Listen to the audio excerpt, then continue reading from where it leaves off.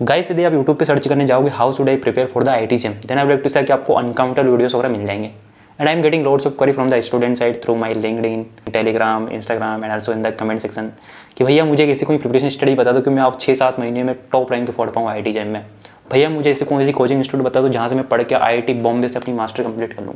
भैया मुझे ऐसी कोई प्रिपरेशन स्टडी बता दो कि मेरी 2 डिजिट रैंक आ जाए।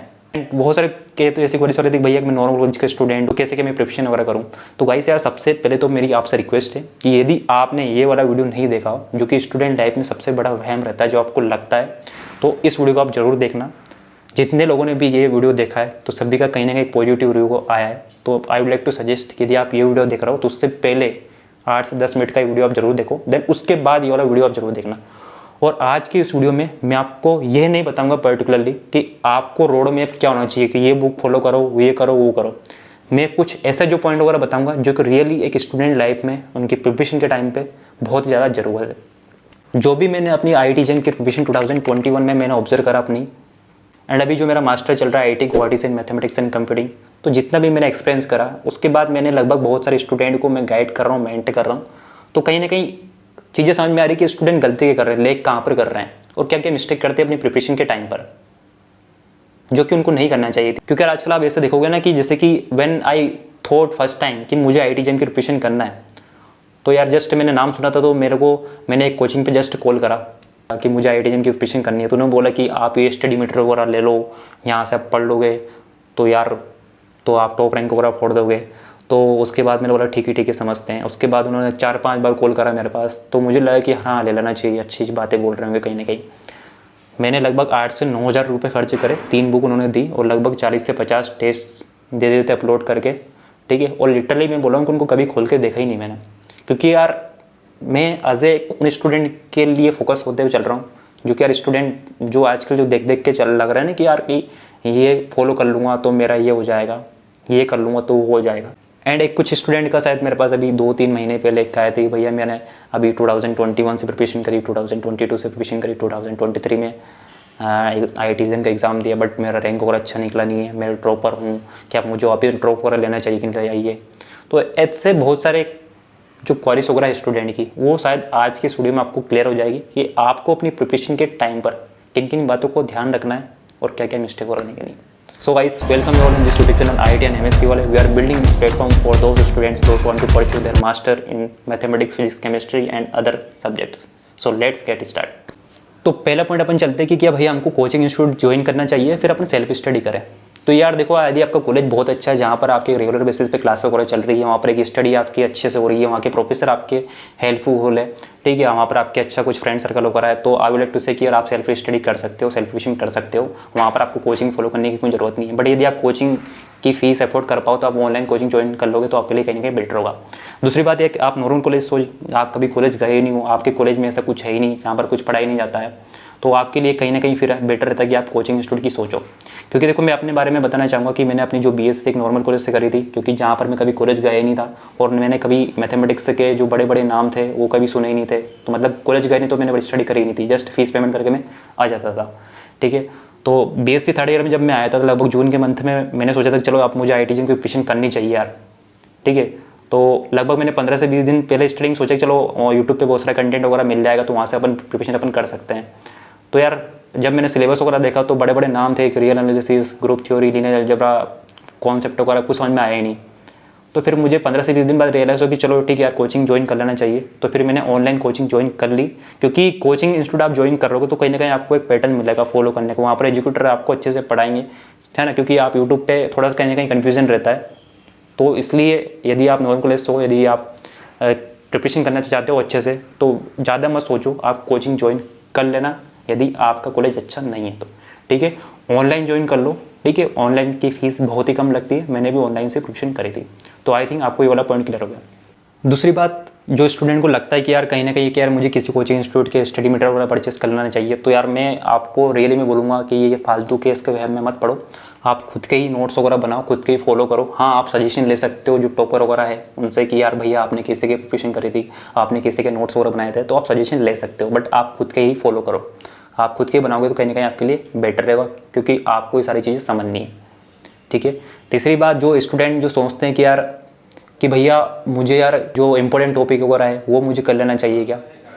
तो यार आप इम्पोर्टेंट टॉपिक के चक्कर में मत पड़ो कि यार ये वाला इंपॉर्टेंट है, ये इसका वेटेज बहुत ज़्यादा है तो इसको मुझे कर लेता हूँ, बाकी जो छोटे मोटे टॉपिक उनको मैं छोड़ देता हूँ। जैसे ग्रुप थ्योरी एक मैथमेटिक्स सब्जेक्ट में जो रहता है वो स्टूडेंट वगैरह इग्नोर कर देते हैं, बट मैंने उसको ना छोड़ा था, उसको मैंने मतलब कोशिश करा था जितना इसको मैं पढ़ पाऊँ उतना मैंने पढ़ने की उसको कोशिश करी थी। ठीक है, तो देखो यार आपने जैसे कि आप क्रिकेट वगैरह देखते होगे तो कभी कभी लगता है ना कि यार कोई सा ऐसा प्लेयर है जो कि यार कुछ खेल नहीं रहा है, ऐसा जो प्लेयर है जो कि कुछ ज़्यादा परफॉर्मेंस नहीं करता और किसी मैच में वही जीता के ला देता है। ठीक है, तो वही चीज़ है कि आपके जो 4 5 6 7 जितने भी टॉपिक वगैरह है, ठीक है, कोशिश करो कि आप सभी पे अच्छे से फोकस करो जितना हो पाए। आप ये मत सोचो कि इसको मैं स्किप कर देता हूँ, इसको मैं छोड़ देता हूँ, उसको मैं बाद में कर लूँगा, ये तो इसका वेटेज कम है। क्योंकि पता नहीं आपको एग्जाम में हो सकता है कि जो टॉपिक आप छोड़ के जा रहे हो उससे आपका इजी क्वेश्चन आ जाए। जैसे ग्रुप थ्योरी लगता है पढ़ने से कि यार ये तो बहुत टफ टॉपिक है, पर उससे बहुत छोटे छोटे क्वेश्चन अगर आते हैं। यदि आपके बेसिक कॉन्सेप्ट क्लियर हैं तो आप आराम से 3 4 क्वेश्चन आराम से सोल्व करके आ जाओगे। ठीक है, तो ये वाला पॉइंट ध्यान रखना है कि आपको किसी भी टॉपिक को नहीं छोड़ना है, जितना हो पाए कोशिश करो कि सभी आप कंप्लीट करो, आपके लिए टाइम सफिशिएंट रहेगा। 6 7 महीने मैंने स्ट्रगल करा था अपनी प्रिपरेशन के टाइम पर और मैं सभी को अच्छे से मैंने फॉलो करा था। अगला पॉइंट जो रहता है कि यार ये एज ए मैंने बहुत सारे स्टूडेंट को मेंट करा, गाइड करा, तो उनसे बात करके पता लगा कि यार कि लास्ट के 1 2 महीने पहले इतना प्रेशर रहता है, स्टूडेंट इतने कन्फ्यूज रहते हैं कि भैया टेस्ट दें, रिवीजन करें, मेरे बैकलॉग रह गए, क्या चीज़ फॉलो करें क्या नहीं करें, मेरे को ये टॉपिक छूट गया, आप क्या करूँ मैं। ठीक है, और मेरे लिए कौन सी टेस्ट अच्छी ज्वाइन होगी। मैंने तो यार मतलब 2 3 दिन टेस्ट सीरीज ज्वाइन कर रखी है और फिर भी मतलब रिजल्ट वगैरह नहीं निकल पा रहे हैं। तो यार लास्ट मोमेंट पे इतना ज़्यादा प्रेशर रहता है, यदि आपको इससे दूर रहना है। और लिटरली जब मैंने अपनी प्रिपरेशन के टाइम पे जब मैंने 6 7 महीने पहले प्रिपरेशन स्टार्ट करी थी जीरो से, और लास्ट के 1 2 महीने पहले मेरे ऊपर इतना ज़्यादा कोई प्रेशर नहीं था जितना जनरली स्टूडेंट फील करते हैं। उसका एक रीज़न मैं बताऊँगा जो कि यार हर एक स्टूडेंट को पता होना चाहिए। ठीक है, और वो चीज़ आप जिस दिन से आप प्रिपरेशन करना स्टार्ट करो तब से वो चीज़ आप फॉलो कर लो। That is the short notes plus test analysis. ठीक है, दोनों वर्ड बहुत ही अलग है। Short notes is different from the notes, test analysis is different from the giving test. Test देना इंपॉर्टेंट नहीं है, इंपॉर्टेंट है टेस्ट एनालिसिस करना। ठीक है, ये 2 पॉइंट अच्छे से अभी जो आगे 2 मिनट में मैं बोलने वाला हूँ अच्छे से आप ध्यान से सुन लेना।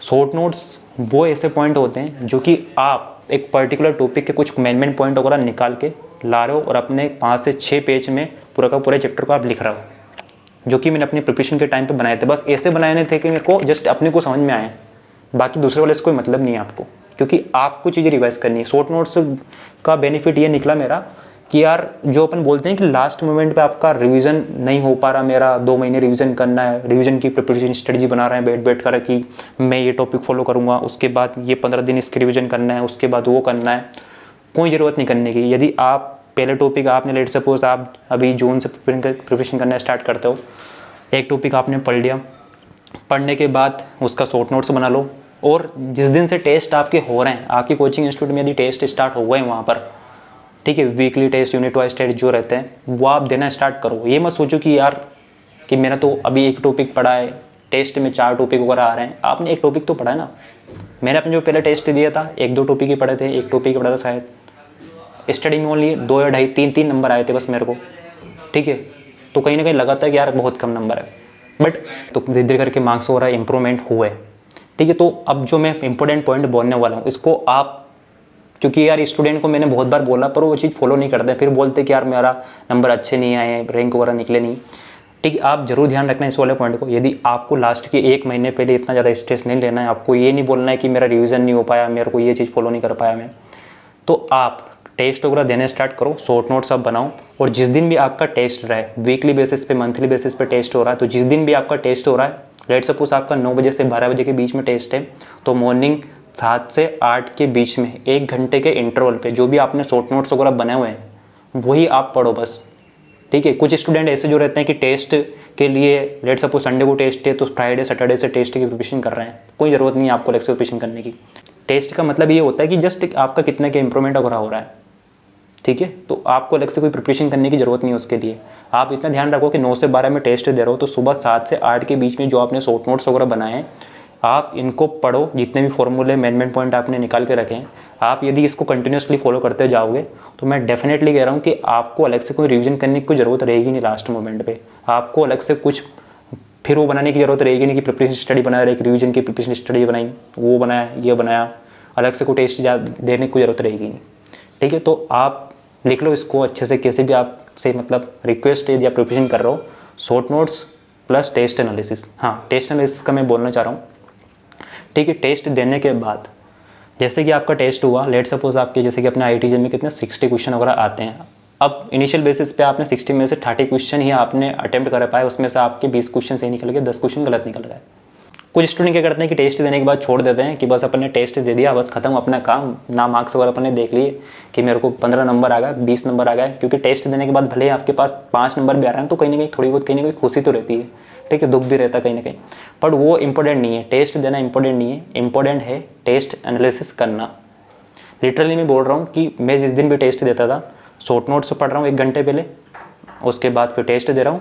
टेस्ट 3 घंटे का टेस्ट रहता था अपना, उसके बाद 2 से 3 घंटे का ब्रेक लेने के बाद मैं 5 से 6 घंटे उस टेस्ट को एनालिसिस करता था।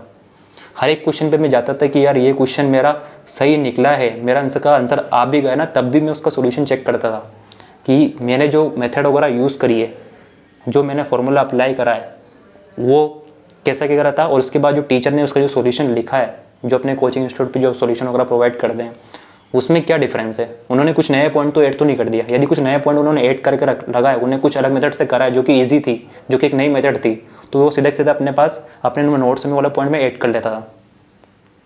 ठीक है, तो आप हर एक क्वेश्चन पे जाओ, चाहे आपका क्वेश्चन सही निकला हो, गलत निकला हो, आपका क्वेश्चन गलत हो गया, आपसे नहीं बन पाया हो, ठीक है, ट्राई करो, सोल्यूशन देखने की कोशिश करो। नहीं हो पा रहा तो अपने किसी फ्रेंड सर्कल इनसे पूछो, नहीं तो फिर एजुकेटर वगैरह से आप पूछ सकते हो। ठीक है, तो आप टेस्ट एनालिसिस जितना हो पाए आप अच्छे से करना। तो ये चीज़ ध्यान में रखो कि short notes plus test analysis. Test देना इंपॉर्टेंट नहीं है, इंपॉर्टेंट है कि टेस्ट एनालिसिस करना। कि लास्ट मोमेंट पे प्रेशर फील नहीं करना है, तो आप अभी से इस चीज़ को फॉलो करना स्टार्ट करो। अगला पॉइंट जो कि स्टूडेंट को लगता है कि मुझे क्या रेगुलर क्लास ज्वाइन करना चाहिए क्या, मुझे लाइव क्लासेस ज्वाइन करना चाहिए क्या। आई वुड लाइक टू से कि रेगुलरिटी इट डजंट मीन कि आप लाइव क्लास वगैरह अटेंड कर रहे हो। मैंने जो लाइव जिस कोचिंग से मैं पढ़ा था, तो वहाँ पर मैंने कभी भी लाइव क्लास अटेंड नहीं करी। लिटरली मैंने जब शायद मैंने पहली क्लास ही अटेंड करी थी, क्योंकि कहीं ना कहीं मोटिवेशन रहता है कि यार चलो नई चीज़ है, तो एक पहले दिन ही मैंने बस 15 से 20 मिनट अटेंड करी थी। उसके बाद कभी भी मैंने लाइव क्लास अटेंड नहीं करी। बाद में ही सर पढ़ाने के बाद ही फिर मैं उस क्लास को मैं देखता था। ठीक है, क्योंकि कहीं ना कहीं टाइम बच जाता था और दूसरी चीज़ें मैं एज ए टीचिंग भी कर रहा था, तो उसको सारा देखते हुए सारी चीज़ें मैनेज करते हुए। ठीक है, तो ऐसा कोई कंपलसरी नहीं है कि आप लाइव क्लास वगैरह देखो। रेगुलरिटी आप में खुद में होनी चाहिए, ना कि एक रेगुलर क्लास देखोगे तो आपके पास रेगुलरिटी आ जाएगी। और अगला पॉइंट मैं ज़रूर बोलना चाहूँगा, जो कि मैंने हर एक स्टूडेंट से मैं बोलता हूँ, जितने भी लोगों को मैंने गाइड करा, मेंट करा, कि आप जब प्रिपरेशन कर रहे हो ना, तो यार प्रिपरेशन करते टाइम सबसे बड़ा एक जो रहता है डिमोटिवेशन, चीज़ें पढ़ क्यों रहे हैं, मोटिवेट नहीं हो पा रहा है। क्योंकि बहुत सारे स्टूडेंट का ऐसा रहता है कि फ्रेंड सर्कल रहता नहीं है, कि हमारा कोई फ्रेंड नहीं है जो कि IITJEE की प्रिपरेशन कर रहा है। लिटरली मेरे कॉलेज से मैं ओनली एक ही बंदा था जो प्रिपरेशन करी थी। मैंने गाँव में चले गया था लॉकडाउन के टाइम पे, तो फिर ऑनलाइन सारी चीज़ें करनी पड़ी थी, तो कोई था नहीं मतलब जो IITJEE की प्रिपरेशन कर रहा है। मैंने एक काम करा था, मेरे को अच्छी तरह से पता है, शायद मैं 20 जुलाई से मैंने अपनी फर्स्ट क्लास लेना स्टार्ट करा था मैंने लाइव की।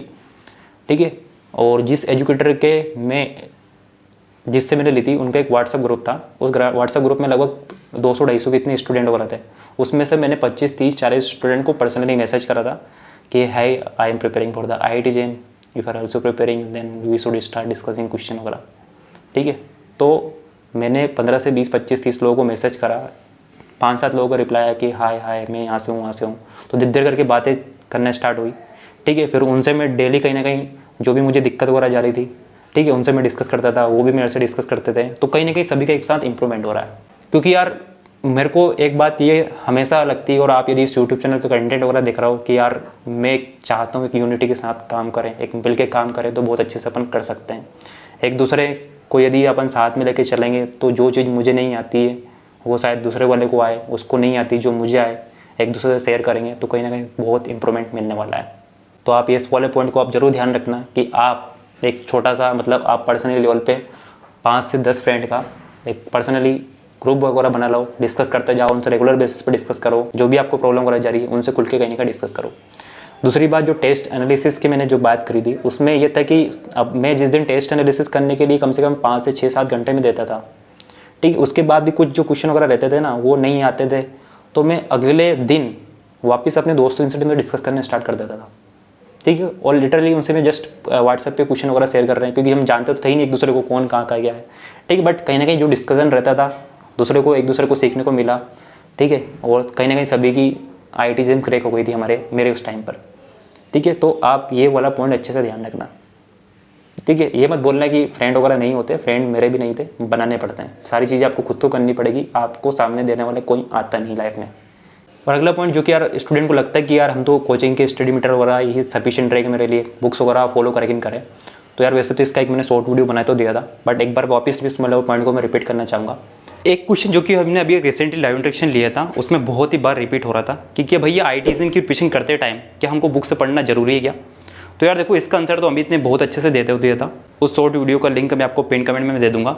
बट मैं एक और रीज़न आपको देना चाहूँगा, जब मैंने अपनी IIT की प्रिपरेशन करना स्टार्ट करी थी ना, तो यार मैंने भी बहुत सारे जो एजुकेटर वगैरह थे, कोचिंग वगैरह थे, उनसे सजेशन लेना स्टार्ट करा था। तो यार मैक्सिमम का यही कहना था कि यार अब हमारे नोट्स वगैरह फॉलो कर लो, हमारे मॉड्यूल वगैरह फॉलो कर लो, हमने मेन पॉइंट वगैरह निकाल के यहाँ से रखे हैं, तो यार आप यहाँ से पढ़ने के बाद आप टॉप रैंक वगैरह फोड़ दोगे।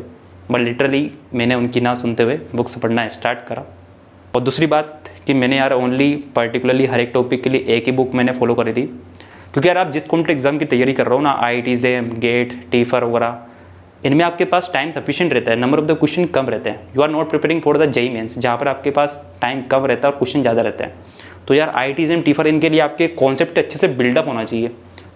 आपके थ्योरेटिकल कॉन्सेप्ट जब तक अच्छे से बिल्डअप नहीं होगा ना, तो आप क्वेश्चन को अप्रोच करना नहीं सीखोगे। यहाँ पर आपके पास प्रॉब्लम इन डेप्थ में जाने के बाद आप सोल्व कर पाओगे, ठीक है।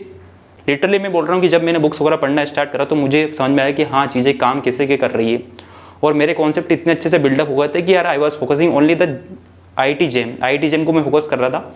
उसके साथ पैरेलली मेरी अदर कॉम्पिटेटिव एग्जाम भी आसानी से निकल गई, मैंने उनको अलग से कोई प्रिपरेशन करने की जरूरत नहीं रही। हाँ, ये बात सही है कि यार इनिशियली जब आप पढ़ोगे तो आपको अच्छे से सारी चीज़ें समझ में नहीं आएगी, बुक्स बहुत लगती है टफ पढ़ना, ठीक है। बट पहली बार मुझे भी कुछ समझ में नहीं आया था, लगा था कि यार जो पढ़ रहे फेंक देते, इनको मतलब भी नहीं पढ़ने का। बट एक दो बार जब पढ़ा, कोशिश करी, ठीक है, तो यार सारी चीज़ें धीरे धीरे करके समझ में आई।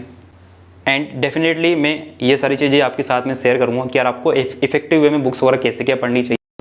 सो गाइस, आज जितने मैंने पॉइंट वगैरह बताएं, कोशिश करो आप एक बार इनको फॉलो करो, तो कहीं ना कहीं आपको बहुत एक अच्छा पॉजिटिव रिजल्ट देखने को मिलेगा। एंड एक हम जो प्लेटफॉर्म बिल्ड कर रहे हैं उसमें देखो कि यार जनरली जैसे कि आज मैंने आपको बताया कि यार आप 8 से 10 फ्रेंड सर्कल का ग्रुप वगैरह बनाओ, ठीक है। तो आपको कहीं ना कहीं एक अच्छा साथ में रख के काम करोगे, साथ में रह के सारी चीज़ें प्रिपरेशन करोगे, तो आपका कहीं ना कहीं बहुत अच्छे इंप्रूवमेंट होगा एक दूसरे के साथ ही साथ। तो हम कोशिश कर रहे हैं कि हम आपको पर्टिकुलर जितने भी IIT JEM की प्रिपरेशन कर रहे हैं स्टूडेंट, हम उनको पर्टिकुलरली 8-10 बंदों को ही स्टूडेंट का ही ग्रुप बना के दें, ज़्यादा का नहीं। बस आप 8-10 स्टूडेंट वगैरह उस ग्रुप में रहेंगे, ताकि आप एक दूसरे से रेगुलर बेसिस पर डिस्कस करते रहो, एक दूसरे को क्वेश्चन वगैरह सेंड करते जाओ, तो कहीं ना कहीं आपकी प्रिपरेशन अच्छे से हो।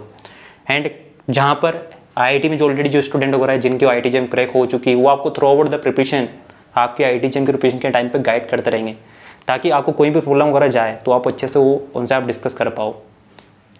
क्योंकि यार देखो, मैंने आपको ये बोला ना कि डिमोटिवेशन बहुत रहता है, क्यों पढ़ रहे हैं अपन सब्जेक्ट वगैरह, बहुत सारे पॉइंट वगैरह समझ में नहीं आते हैं, ठीक है।